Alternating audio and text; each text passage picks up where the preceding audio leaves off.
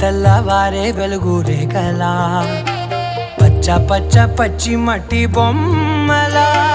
అల్లి బిల్లి వెన్న పాల నురగలా అచ్చ తెలుగు ఇంటి పూల కొమ్మలా దేవదేవుడే పంపగా ఇలా దేవతే మా ఇంట అడుగే పెట్టెనంట బ్రహ్మ కళ్ళలో కాంతులే